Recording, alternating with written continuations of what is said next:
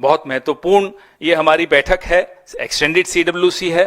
ना केवल इसलिए महत्वपूर्ण है कि इस ऐतिहासिक आयोजन को जो 1924 में हुआ था उसको 100 साल पूरे हुए हैं, इसलिए भी महत्वपूर्ण है कि हम प्रत्येक जो कांग्रेस के सिपाही हैं, गांधी के सिपाही हैं, उन सबके लिए ये जानना जरूरी है, आवश्यक है कि एक ऐसी परंपरा के हम जिम्मेदारी लेते हुए आगे बढ़ रहे हैं, वो ध्वज उठाकर हम आगे बढ़ रहे हैं, जो हमें बहुत गौरवान्वित भी करता है और उस जिम्मेदारी का एहसास भी दिलाता है। ये इसलिए हम सबके लिए बहुत महत्वपूर्ण है। 1924 के इस अधिवेशन में महात्मा गांधी के साथ राजेंद्र प्रसाद जी थे, पंडित जवाहरलाल नेहरू जी थे, सरदार पटेल जी थे, सरोजनी नायडू जी थी और सुभाष चंद्र बोस जी थे।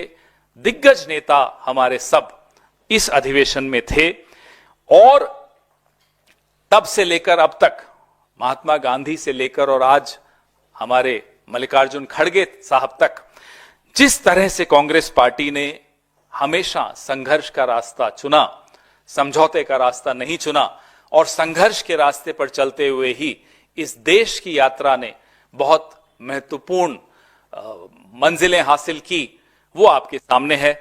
अब संघर्ष बहुत बढ़ गए हैं और हम तैयार हैं उन संघर्षों के लिए। बेलगांव अधिवेशन की शताब्दी समारोह में एक चीज बड़ी महत्वपूर्ण थी कि गांधी जी के लिए एक 300 रुपए की कुटिया बनाई गई थी। कांग्रेस पार्टी ने कहा कि आप यहीं ठहरेंगे। गांधी जी ने उस कुटिया में ठहरने से भी इनकार कर दिया। वो सादगी का जीवन, उन्होंने एकदम साधारण एक झोपड़ी में रहे, बोला इस कुटिया में मैं नहीं रहूंगा। वो 300 रुपए की कुटिया इतिहास में दर्ज है।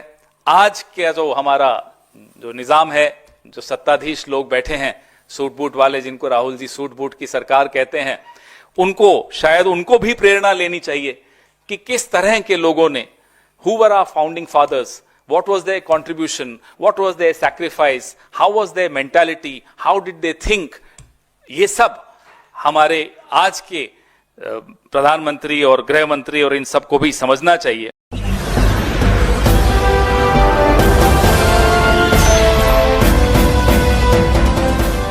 देख रहे हैं लाइव न्यूज 99, राष्ट्र सबसे पहले।